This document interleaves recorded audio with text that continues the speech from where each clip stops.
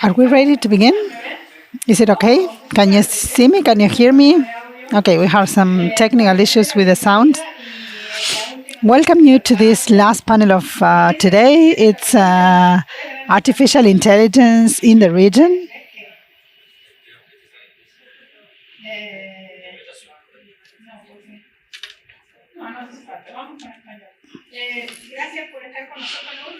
We're going to be doing it in Spanish. This is the last session of the day. We have an audience from Latin America, Asia, Africa, North America.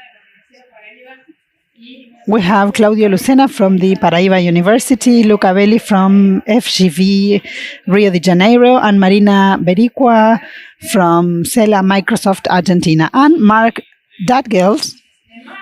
Where are you from, Mark? From Mars. Mark is going to be helping as a moderator, but he also has something to do. He has a phone call, so I'm going to be helping him. Well, we have a very special panel as regards AI and the perspectives from the region. We have some experts. The idea is to have more like a conversation, a dialogue.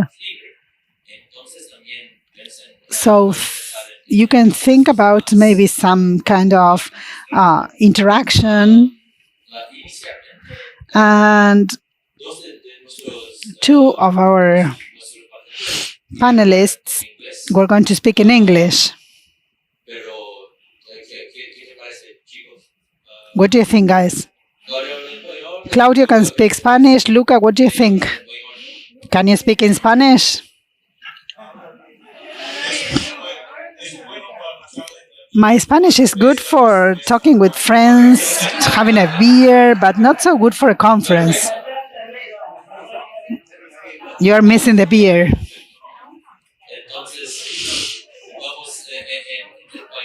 Okay, so we're going to have it in Spanish. We're going to do it in Spanish.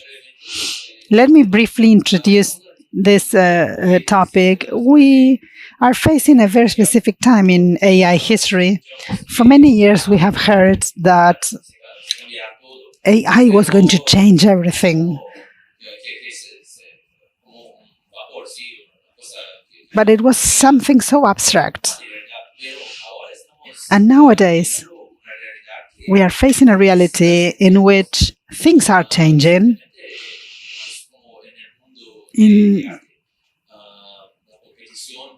We recently had an art competition, an art contest in which AI was the winner.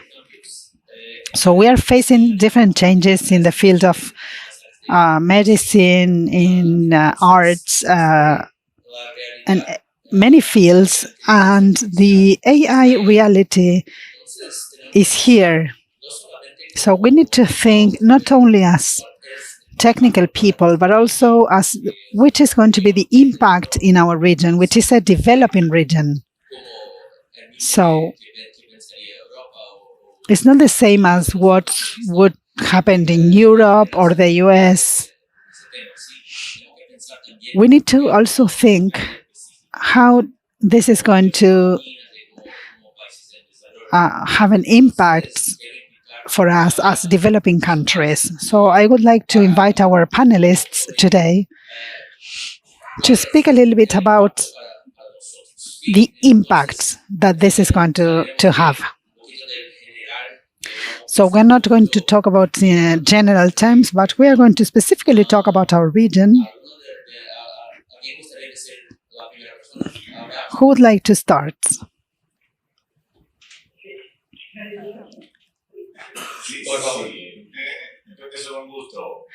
I can be the first one. Thank you, Claudia. Good afternoon, Olga, and all my friends, Marina, Luca, and all the audience from the School of Internet, South School of Internet Governance. I always like to remember the first step in my first steps in internet governance.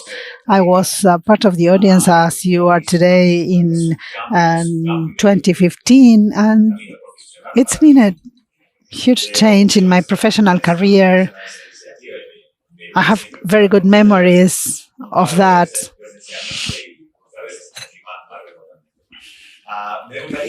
And I would like to begin this panel. I have visitors here. I would like to mention two things. First, is it possible, Mark, that regulations in AI have created a new way of developing regulations for technology in a different way? Let me explain it. Lawmakers are thinking forward as regards technology. This didn't happen in the past. Regulation as regards technologies, there's a social phenomenon. Give me a second. I'm sorry. This is part of our day-to-day life, the new normal. After this, this has changed everything, and there's like a new clear perception. And if we think about this technology things in society, there won't be place to make some adjustments when we need to do it, when things don't work as we want. Let me give you an objective example. In 2018, with my friend Eduardo Magrani, we did a regulation initiative mapping for AI. We didn't have many resources, but we were able to map 28 regulation initiatives as regards AI governance. Nowadays, I don't know if I can share my screen with you, but nowadays, this is a mapping from the European Council as regards governance and regulation initiatives for AI. And you can see that there are 506 initiatives. From 2018 to 2022, it's been almost 5 years, and look at the change. We were talking about 30, 40 global initiatives, and now more than 500 as regards governance and AI regulations. And I'm only talking about the most relevant ones. So what does this mean? That the regulators are moving forward. They are not waiting for changes and for facts and social phenomena. They are moving forward. They are forecasting all this and trying to regulate AI before it becomes inflexible. And number two, this regulation idea is focusing on smart regulation, which is kind of a phrase that is simpler saying than doing. Why? We need to think why the dynamics in innovation are so different from social phenomena in regulation sciences. We need to make it more focused, more concrete. I don't have much to say now as an introduction about which would be the final goal or the final solution, but I believe this is like a journey, smart regulation with some vital tools such as impact assessment, risk assessment. And we are going to be basing part of the discussion about regulation, not only on AI, but also other disruptive technologies for the future. So going towards smart regulation and it's going to be like more concrete. We need to have tools, impact and risk assessment, which are vital tools to deal with these topics in the future. And I believe this is like the end of my introduction. Excellent, Claudia. When you mention risk opportunities, I believe that it is exactly what is vital for us, because for developing countries, it can be an advantage to include more AI, and it can also become the end of our jobs as we know it, and it can change many things. So I believe that is like the core subject for us, how to balance all these things. I was wondering who's going to continue. I can see now the next speaker.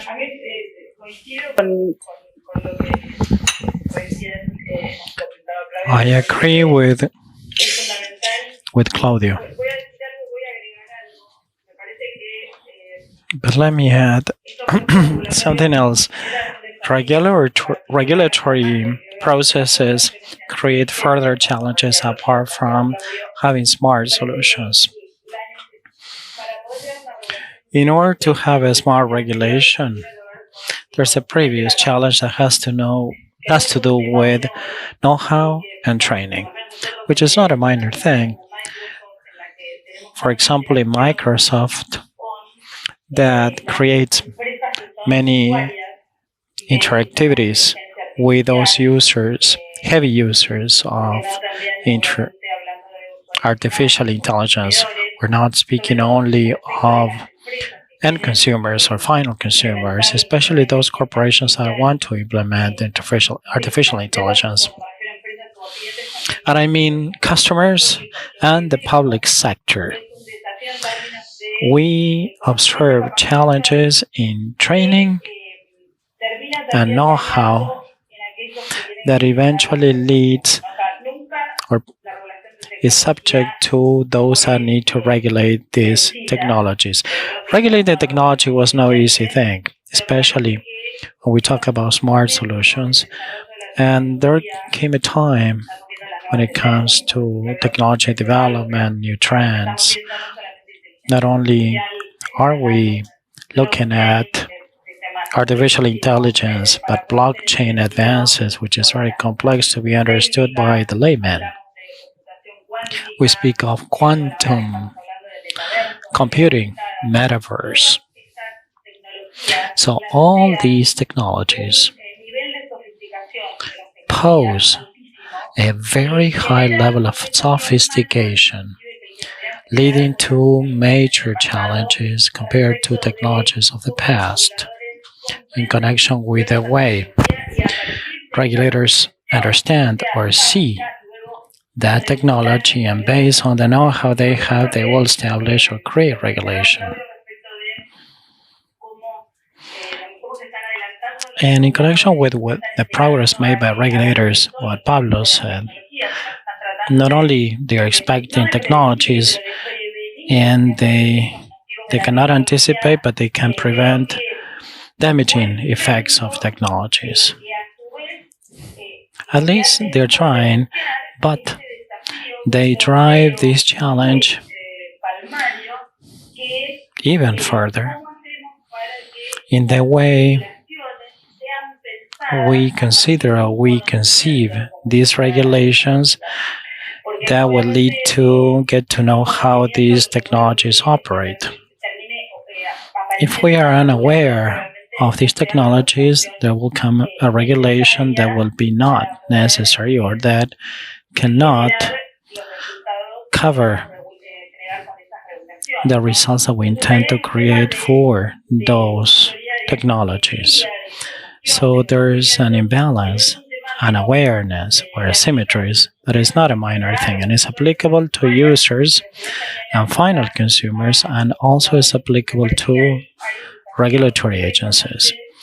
And there's a challenge there that we had to face, and that needs to be thought so we can jointly provide this know-how. It's not a group of experts discussing on regulatory matters to regulatory agencies. As a matter of fact, that we held talks with regulatory agencies on this particular challenge.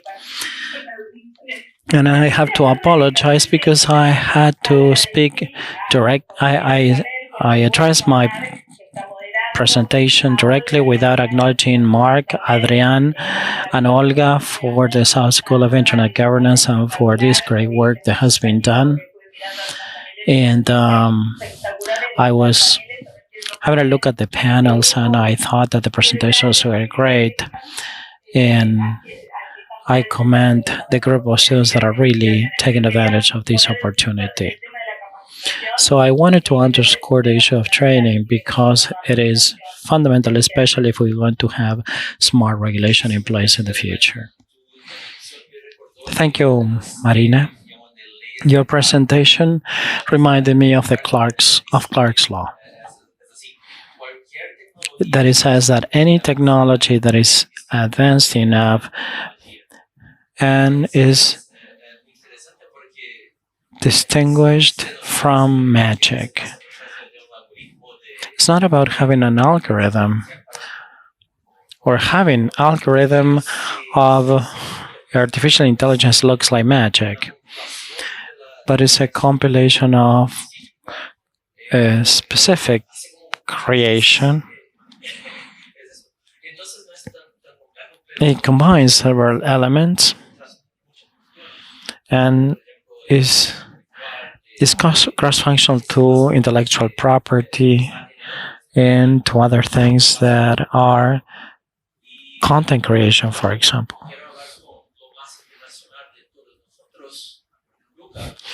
And we have Lucas here with us, that is the international speaker panelist.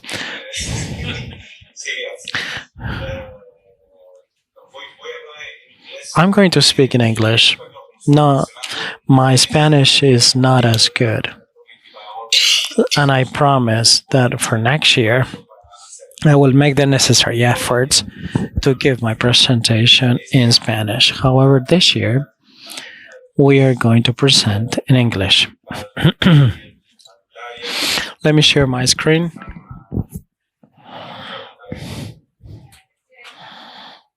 Yes.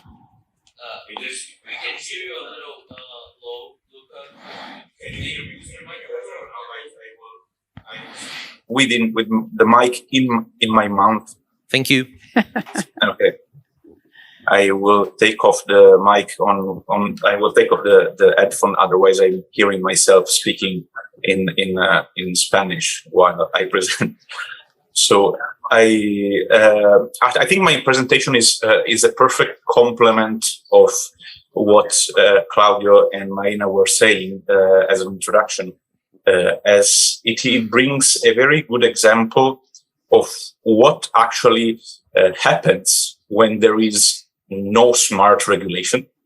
And I think sadly, the Brazilian example that I will mention is not really an example of smart regulation. It's an example of regulation that has not carefully considered, at least hopefully, so far is a proposal of regulation, of regulatory framework. It's not a regulation yet, but being Brazil a very relevant market and a very large country in Latin America has the potential to be a very impactful regulation. So it is very interesting to analyze the Brazilian example, not only for the dimension of the country, but for the impact that the proposal can have at the not only regional, but also global level.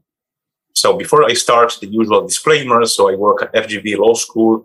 FGV, as I was already mentioning on Tuesday, is both an academic institution and a think tank, currently the third most influential think tank in the world. And here at FGV Law School, I coordinate the Center for Technology and Society and also the Cyber BRICS project. I was speaking about data governance in the BRICS countries on Tuesday. And today I will use part of that interactive tool I mentioned on Tuesday, the last part that compares AI regulation with regard to data governance in the BRICS countries And also, I will mention some of the academic outputs, some of the publications that were elaborated in the context of CPDP LATAM, the Computers, Privacy and Data Protection Conference Latin America that we organize in July.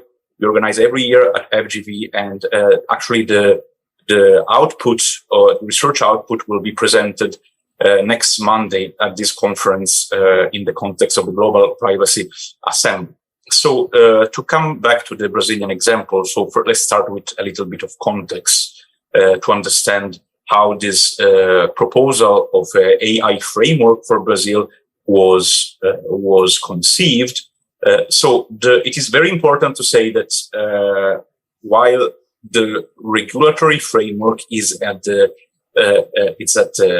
it's in a phase of a proposal, AI is very much utilized in Brazil since several years, not only for things you may think about like e-commerce or social media platforms, but for facial recognition, for security purposes, for credit scoring purposes, to organize smart city, transportation, medical services, financial services. Really, it's really extremely already used at the Brazilian level, right? In this context, a couple of years ago started a public consultation for a Brazilian AI strategy at the end of 2019.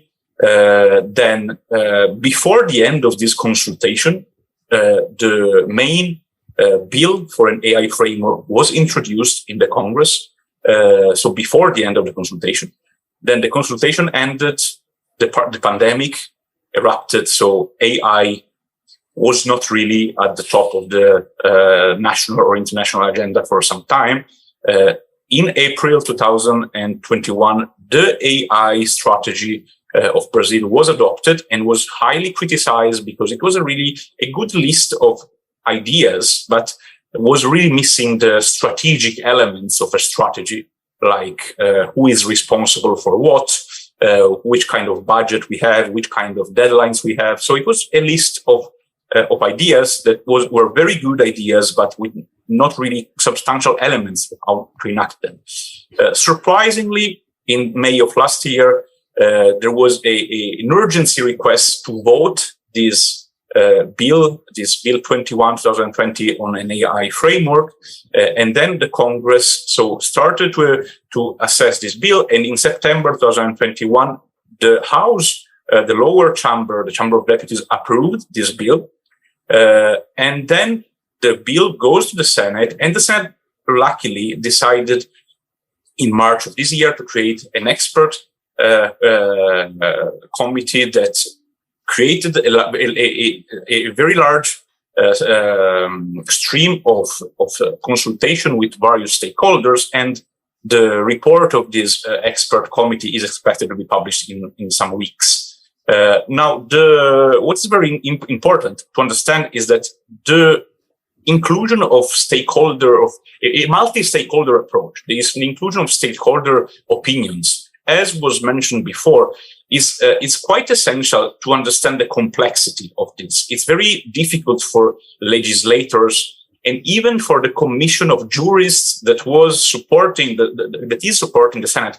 For lawyers, as a lawyer myself, it's very difficult to understand how an algorithm functions. And so you need to have different stakeholders, not only to pay lip service to the multi-stakeholder approach, but to understand the complexity and the different phases of the issue at stake.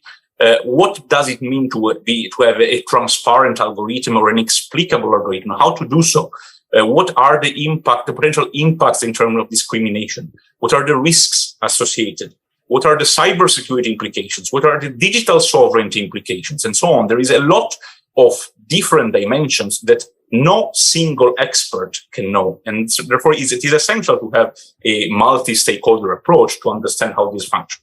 Now, the goal of this commission is to consolidate three bills. The main one I was mentioning is the 21/2020, which is the longest, if we can say so. It's 10 articles. The other are respectively 6 and 5 articles. So it's very laconic approach to regulation, we can say. And so what is the framework about? if you want to read it in English, we also have translated it in the CyberBRICS website that I was already mentioning on Tuesday. So if I will not get into the definition of AI because it's a very large and comprehensive definition, and actually this is not really the problematic part of the bill. To introduce the bill, let's say that is a very it has a very light touch approach. It's very abstract, which means it is likely to be ineffective. So if you do not specify concretely the various elements of the regulation and who is responsible for what, again, it's very difficult to have a meaningful regulation. If you only have a principle-based approach, it's also very difficult to implement the regulation, especially if, as in the case of this bill, the implementation then is delegated to a sectorial regulator without creating a dedicated regulator with specified and specific competence to regulate, right? And then the point that I would like to stress now in the next 5 minutes is the conflict that this bill creates with existing provisions. Again, because this regulation, does not come out of the blue. There is already regulation on specific fields touched upon the regulation. So the first one is non-discrimination.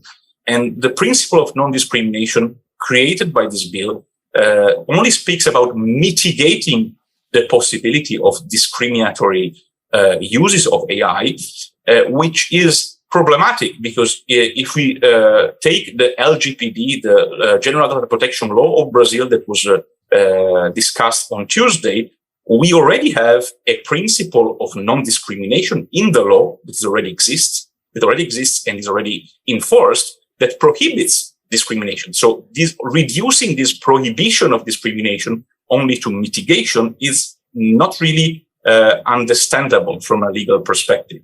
And then with regard to transparency, also we have some points that I think are rather problematic.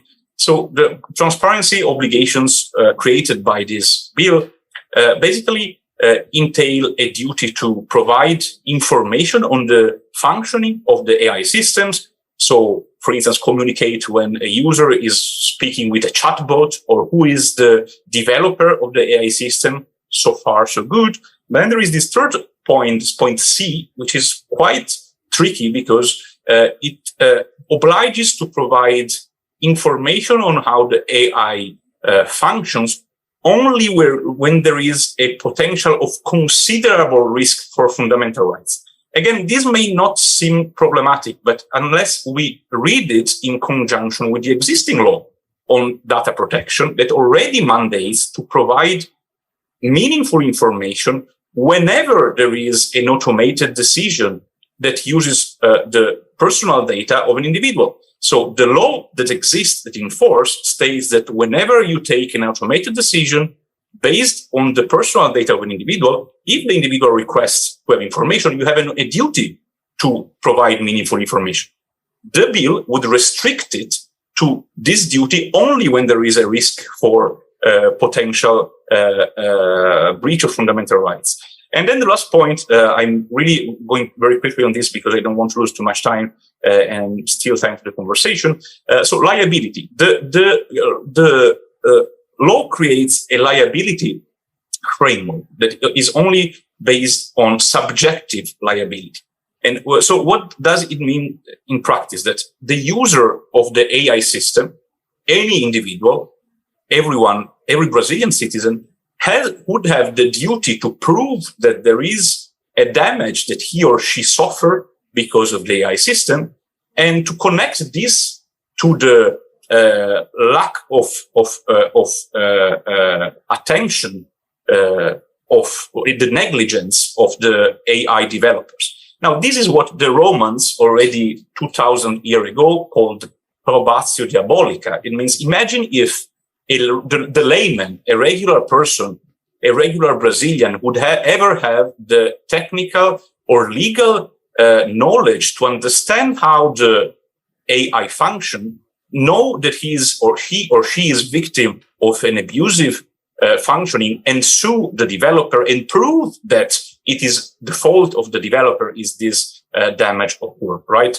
Now, to conclude, I think that what is really essential is that we already make good use before inventing new rules, that we already make good use of what already exists. I was speaking about the LGPD on Tuesday together with my friend Daniel Doneda. And in the LGPD, there is already some meaningful provisions that help frame AI, the principles of transparency, security, non-discrimination, accountability, and prevention. They are already there. They are binding principle. And actually, these principles are already in almost all of the 14 laws, data protection laws in Latin America that regulate how personal data can be used.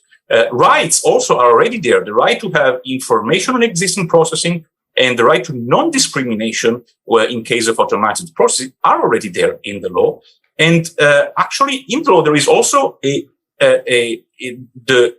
let's say, suggestion, at least, in some cases, obligation to develop this data privacy impact assessment. The impact assessment that was mentioned before, I really like this, because that is the main tool that you have to understand if the AI will produce risks, will have a negative impact on the users. If you undertake this, and as the law already suggests or mandates in some cases, you already have a very good starting point to understand in which cases you have to take some measures to avoid risks. And then to conclude, the elephant in the room that I think no one ever mentions in AI discussion, which is that besides having a good regulation and a good regulator, which are already very difficult elements, you only also have to fund very well research in AI if you want to have an AI that is developed, baking the values of society within the technology. And here, just to conclude the last slide, I would like to show you the budget that the Brazilian government allocated to research over the past decade. And you may see that over the past 7 years has been completely slashed. So if you do not invest in education and in research, you may not expect the research to be developed in a way that is in compliance with the values that you want the research and the technology to protect and respect. Thank you very much for your attention. Bravo. Muchas gracias, Luca. Creo que su intervención debería ser llamada como ¿qué se pasa cuando gobiernos intentan? Thanks, Luca. I think that your intervention should be considered because it's very interesting. There are two kinds of AI.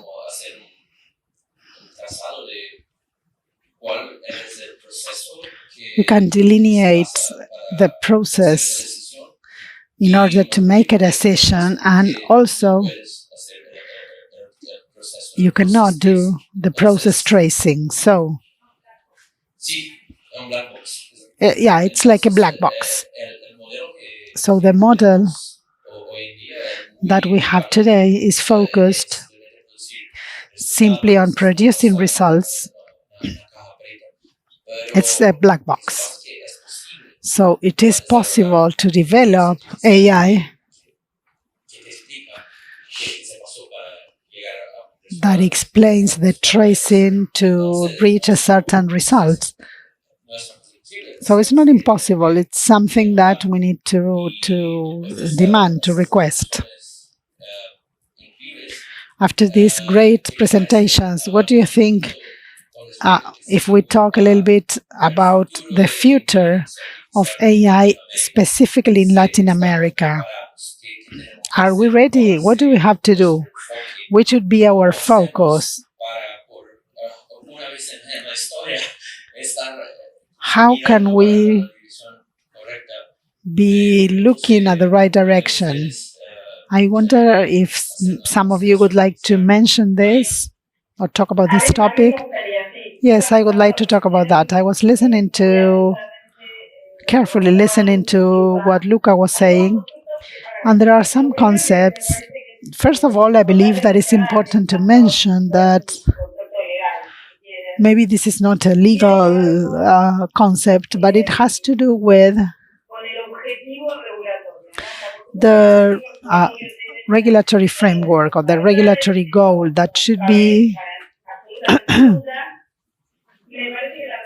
clear. And I believe that regulations should consider the needs of developing countries of developed.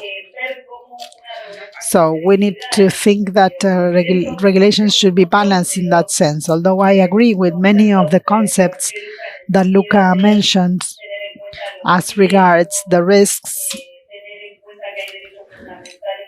fundamental rights within constitutions and regulations already in place, enforced in the different countries, so that there is no contradiction between regulations of AI and the regulations that are already enforced in different countries, such as intellectual property, consumer rights.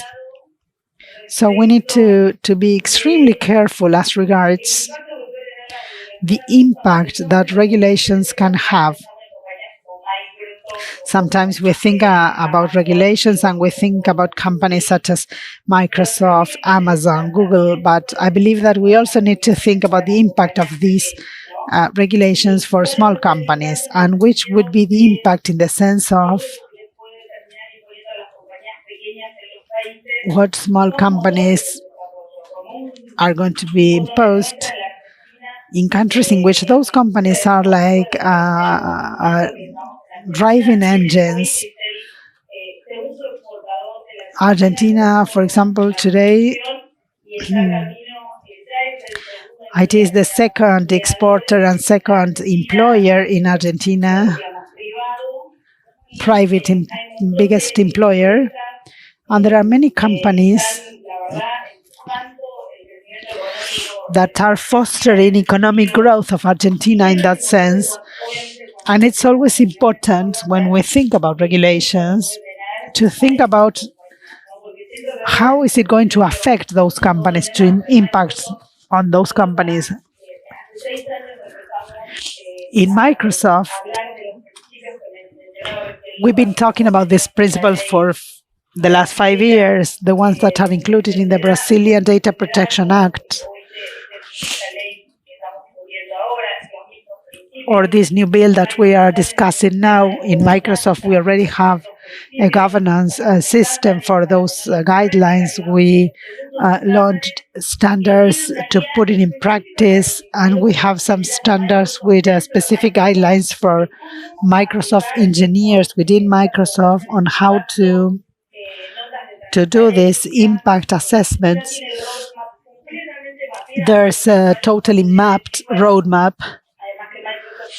So we could say that Microsoft complies with the European Data Protection Act. And for a company such as Microsoft, or maybe a big company, this is just a slight adjustment or some things to take into account, but not necessarily a huge cost impact as regards adapting to it. Because big companies are always thinking forward and making mistakes and correcting those mistakes. For example, in the case of Microsoft, as regards AI for face recognition of law enforcement agencies in the US, Microsoft decided not to sell that technology because it was not ethical to do it. So thinking about the development in Latin America, I believe that it's important to think about the cost of regulations for the kind of companies that we have in Latin America. Maybe Brazil has bigger companies, but in the case of Argentina, we have many small companies. What would be the meaning for those? Thinking about that. And I also want to mention some of the things that Luca mentioned that have to do with some things that we need to take into account. For example, risk assessments, impact assessments. And companies such as ours have an important role that is not only to be part of the regulatory processes, or as Luca was saying, to be part of research processes and to cooperate with those research processes in countries and with regulators, but also that big companies have the accountability of cooperating with small companies to help them not only in the adoption of technology, but also companies that develop technology, AI, and development for the different countries so that they can adapt to these new regulations. And when they are developing AI systems, they can do it taking into account the guidelines and the principles that are already set. I'm going to talk about knowledge. I believe that is key. I was mentioning that helping small companies in each country, companies that are exporting that technology. There's a lot of talent in Latin America, and we need to think that the regulations won't affect these small companies and deprive them from continuing their business. I believe that there are impact assessments that should be taken into account.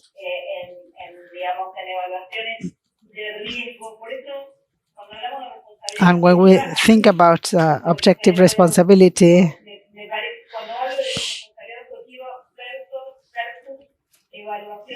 as against risk assessment, I think that there's a kind of a contradiction there, and we need to think about this because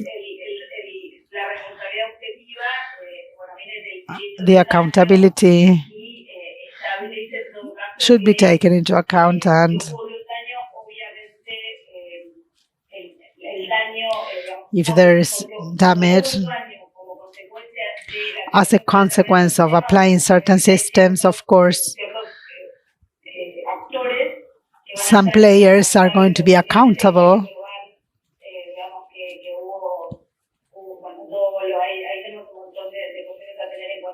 And there are many things to take into account. I believe we need to be careful and regulations should be smart.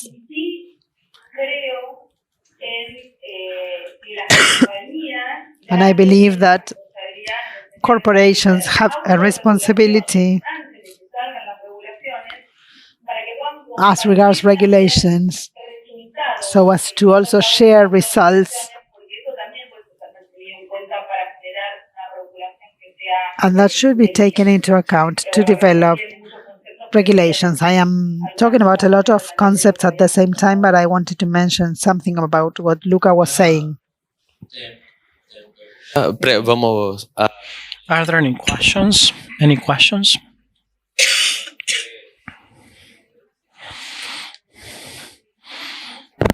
Are there any questions? We have questions from the students. There's one from Judith Burundi from Kenya. Most of the students are from Latin America. However, we have some from other regions. We have students in Asia, Africa, and Europe. Judith was asking if it's possible to regulate artificial intelligence, considering that technology is always evolving. And do you think that you can crystallize this advance in the process of developing new laws or creating new laws? Juan Jose Gallo, I'm a lawyer from the city of Rosario, and I would like to know if in the bill in Brazil to prevent biases, you contemplate the gender-based perspective and the environmental perspective as well. The bill from Brazil.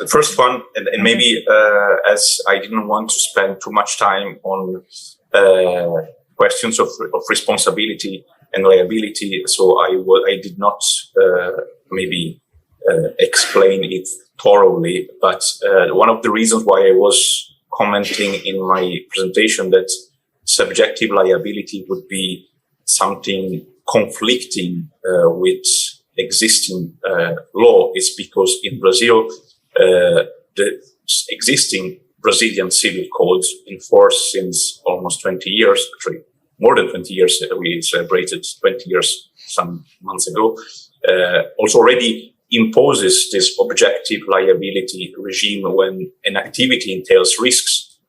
So again, of course, I think it's very interesting what Marina was mentioning, that we have to have a differentiated approach. I think there is no one size fit all solution. We cannot have, there are two things that I think are essential to have in mind. First, not all AI systems are the same. There are AI systems that are absolutely innocuous. They are AI systems that are extremely risky. That is why I think having this kind of one size fit all approach where there is no responsibility for the developer unless you prove it may lead to some tricky consequences. Not only because it is, in the case of risky AI systems, it contradicts the law that is already in force that imposes objective liability regimes when the activity entails risks, but also because if you take, for instance, the approach of the EU AI Act, which is extremely complex, but it differentiates AI according to the risks. So there are some AI systems that do not need any particular attention from the developer, besides, of course, the obvious duty of care, but there are regulatory obligations that are much higher when you have a risky AI system. Let's, for instance, think about an AI that controls the functioning of the turbine of a plane. If you do not develop it well, you may have plane exploding. So it is quite essential to have a very high standard of care when developing this kind of system. On the other hand, not all AI systems are utilized to regulate turbines of a plane. So again, you have to differentiate. My comment was that the proposed AI framework does not take this need to differentiate into consideration, and in my opinion, it is very risky as an approach. On the other hand, and again, here I concur with Marina when she was saying that we cannot regulate all corporations as if they were Google and Facebook. Google, Facebook, IBM, Microsoft, they are tech giants, and they also can bear a very burdensome regulatory charge, but not all startups and enterprises and businesses are Google, Facebook, or Microsoft. So if you have a very high and burdensome regulation, you will kill business, basically. And I perfectly understand this point. I think that actually, again, in Brazil, if we look at what already exists, in terms of data governance, for instance, the data protection regulator adopted this year a recommendation to reduce the regulatory burden for startups and small and medium enterprises and non-for-profits, precisely to have this logic in mind. You cannot adopt the same regulatory burden for large tech giants and for startups. Otherwise, you will kill the startups. And I think this applies also to other kind of regulations. Again, not to praise Europe, because I don't think that the European model is necessarily the best. But if you consider the recent regulatory proposals adopted by Europe in the Digital Service Act and Digital Market Acts, they differentiate between very large platforms or very gatekeepers, or what they are called, very, very large tech players and small ones. I think this is a very interesting approach, because you you differentiate between the very large player that can hire 10 extra lawyers or 100 extra lawyers to deal with the compliance, and can also have capacity building trainings for developers. And this is my last point. It's absurd to think, and here again, I perfectly concur with what both Claudio and Marina were saying. It's absurd to think that law will regulate AI alone. So law alone cannot regulate AI, because no developer is a lawyer. So unless you build a bridge between the law and the developer, the law will be always insufficient to regulate AI or any kind of technology. And here, to conclude, as I was mentioning on Tuesday, I deal a lot with other different, not usual suspects in terms of models of governance and regulation. In China, what is very interesting about the Chinese approach is that beside the law, well, there is not only enormous investments of research, which are, I think, very useful if you want to create technology with the values that you want to promote, not saying that it's necessarily the best possible values, but it's a very good way of baking values into technology to finance technology.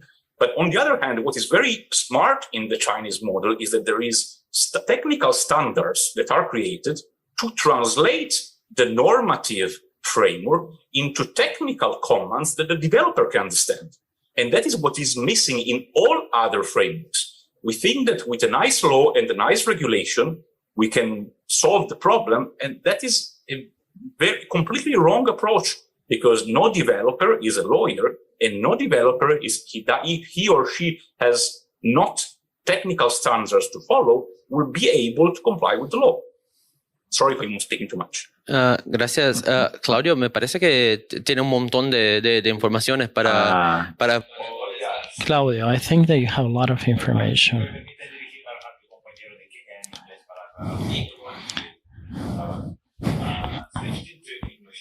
To our friend from Kenya who is addressing us, I think this is very important on top of what Luca has explained about this difficulty or this new reality in trying to face the challenges posed by a new technology. That is probably why you were taking or starting this path in internet governance, because regulation is not all when we're dealing with innovation, and mainly with innovation in technology. Governance also plays a very important role. That's why you're in an internet governance school initiative, right? Because regulation is a very important step, is a very important action that we take when we're dealing with new technologies, but not everything can be regulated, and mainly not everything can be regulated in the standards we used to regulate in the first 2 centuries of human experience with technology. So that's why we also need governance to walk hand by hand, side by side with regulatory initiatives. Ahora, volviendo a español para la... And now going back to Spanish. And now, let me give you some highlights of the future. As I was telling Lucas has referred to the data protection law in Europe and the Brazilian law. And I believe this is important because I always tell my students and those people that interact with that, in my opinion, personal data protection is enshrined in the largest movement or principle of digital conformity, but not a destination. It's described as a journey. That's why Lucas goes back to the principles and to these matters. And I imagine that in the future, to regulate or to govern technologies with AI,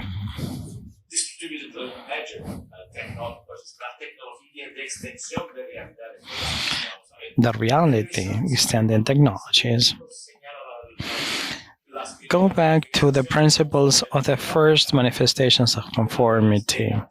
They speak of the law, the global regulatory framework regarding personal data protection. So what Luca was referring to in his slides are very important, because I imagine that every time we discuss governance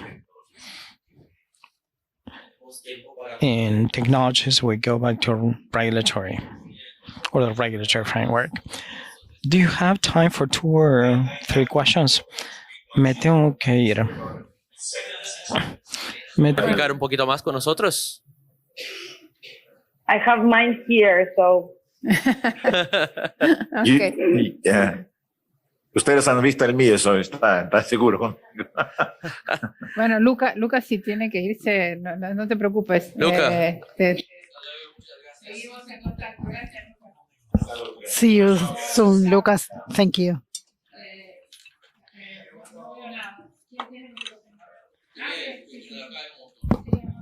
Who has the microphone? Okay, we may ask 2 to 3 questions together and then you may answer. From Argentina, 2 brief questions. Talking about the regional perspective, many of you talk about the different principles.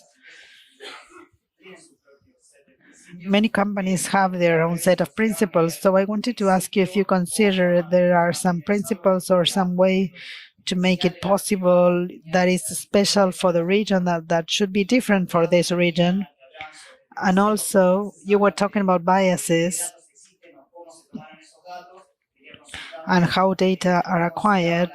And I wanted to ask you how you consider data availability and the use of systems in the region. 2 more questions.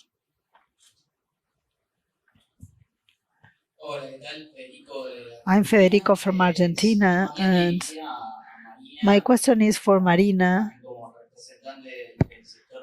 As a representative of the private sector, do you think that there should be a point of harmonization between the logarithms and corporate secrecy or intellectual property?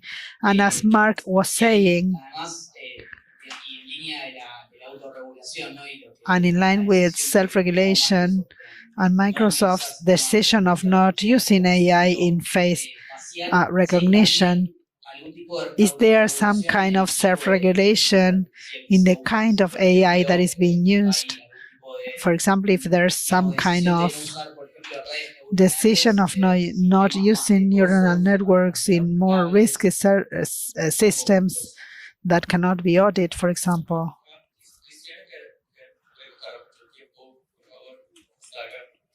We have another question here.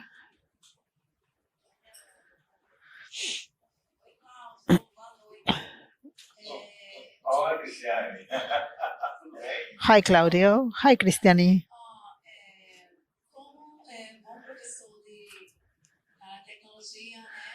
As a professor of nanotechnology in the Paraíba University, I am here representing Paraíba and the public sector in general in our region. As a person from Paraíba, I wanted to ask you how AI is working in the academic sector, specifically the different projects in the public area in the northeast region of Brazil. Thanks, Claudia. Cristiana was asking about research in Paraíba, in the northeast of Brazil where Claudia lives. Would you like to answer? Marina, would you like to start?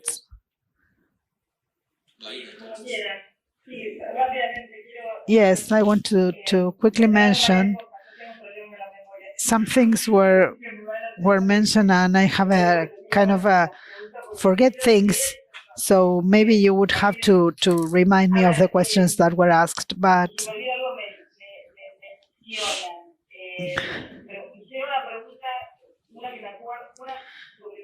there was a question about data protection. I don't remember exactly the question. If you can repeat it. You also talked about transparency, which is one of the main principles, and all the governance systems today as regards artificial intelligence.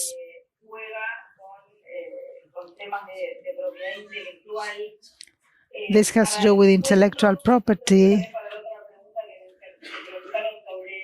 And also there was a question about the non-use of neuronal networks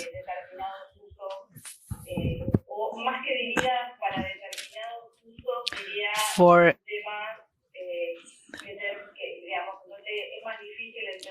some systems in which it's more difficult to understand how the network is working, or how through an input there's a certain output. So going back to transparency, in Microsoft, talking about governance, I was telling you that the governance system has been evolving as regards AI. And the first thing that I want to mention is that we have updated AI standards. And let me tell you what those standards are. We have some guidelines, and then we have some standards that make those guidelines operational. So the AI standards divide the guidelines and set goals for each guideline. And each goal has a list of different tasks that should be done in order to approve those AI systems,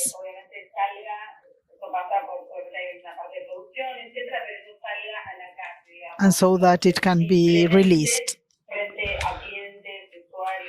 for different end users. As part of the system, those standards make projects being reviewed and have to follow all the process and are subjected to impact assessment. We were talking about different uses, and this is also sent to a specific office to be reviewed. And in this way, there's a process in which some of the principles or the guidelines include the needs of having transparency included there. So, taking into account that this is complex and it's difficult to be translated to common individuals, so what I'm saying is that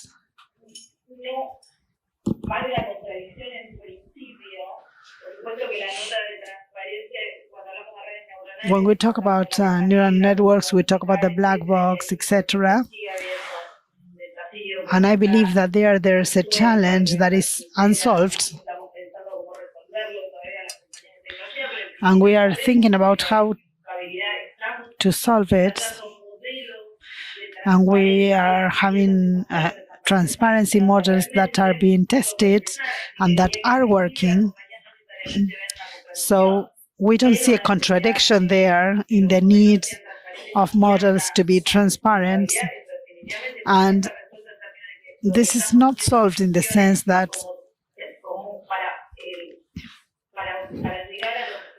we are trying to reach the transparency goal that is included in this transparency guideline. And I was also mentioning that not using certain systems that give way to some results. The governance system is designed for specifically that, so that the engineers can follow a way that, depending on how the results on the impact assessment reaches an instance in which there's a committee of experts that can decide if the project is going to continue or not. So the use of this kind of algorithms is going to be restricted and is going to be sensitive. Let me tell you that this has not been solved yet.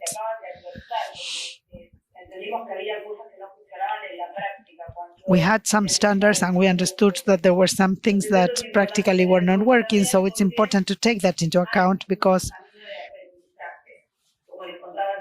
there is a learning curve here. And as I was saying, in AI for the law enforcement agencies, for example, so that is kind of complex because then we talk about the different regulatory frameworks. So how do we eliminate all the risks? Probably what we need is a governance system that would avoid those risks. But as regards AI, probably we still have a long way to go.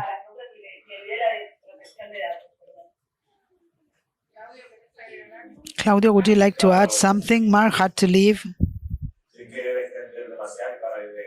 I don't want to extend too much this talk, but as Marina was saying, if we can regulate AI, basically, yes, but not only governance, but also now it should also be dynamic. Regulations should be dynamic.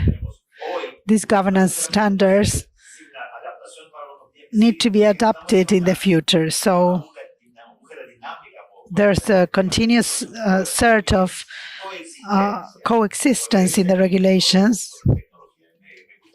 as regards technology. I would like to say hello to Cristiani. She's not the first from Paraíba that we sent to Buenos Aires. In Brazil, we are implementing a lot of new initiatives and services that are operational, specifically in Paraíba. I could mention the accounts tribunal, using a lot of AI. Some are of kind of a concern for us because are using personal data.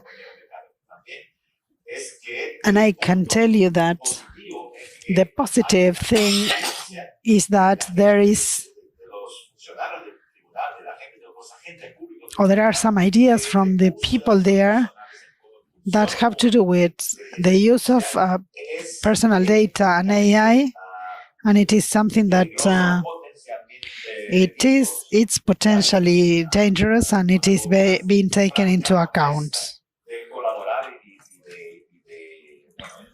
There is this idea of finding solutions and cooperating with this.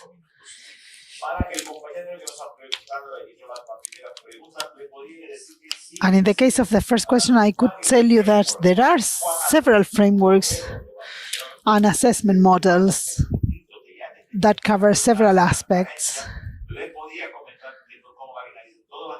And I could tell you, as Marina says, that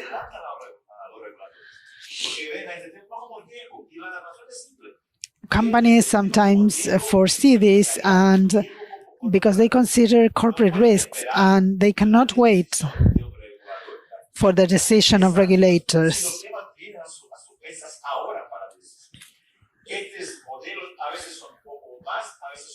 These models sometimes are more open,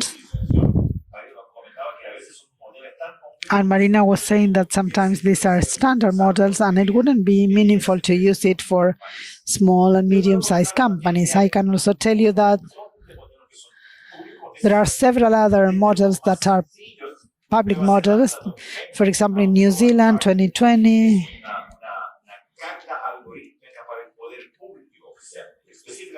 and specifically for the public sector, that is very simple. It includes risk assessment. It's kind of conventional, and risks can be assessed for AI. The Canadian government also has an algorithm assessment tool,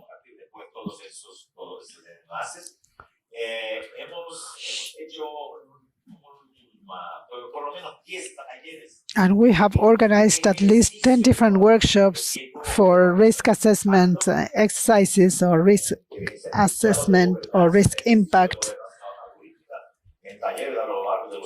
throughout the last 2 years. And in the region,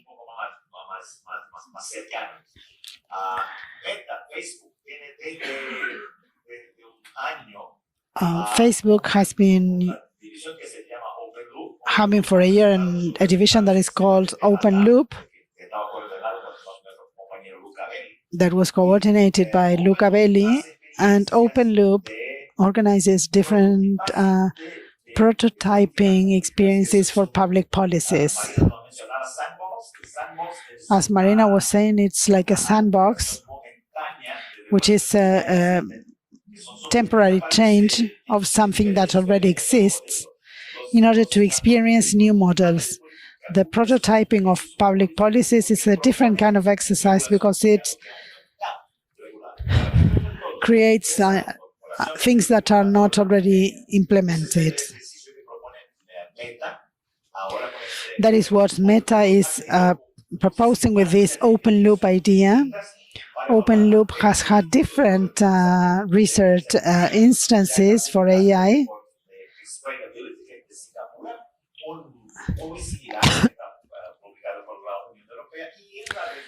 And in the region, we also have that. In Latin America, we have an experience that is being organized in Mexico and also in Uruguay. And another one in Brazil that I'm going to be coordinating together with my friend Maria Marinho. And the idea is to provide open frameworks, because big corporations are not going to wait for the regulators to define the models in order to carry out their assessments.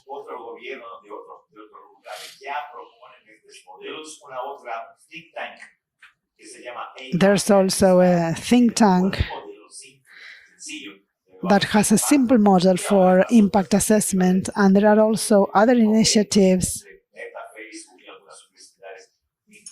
and agreements between different institutions that can offer these kind of models in the region. I'm sorry for extending my talk. A round of applause.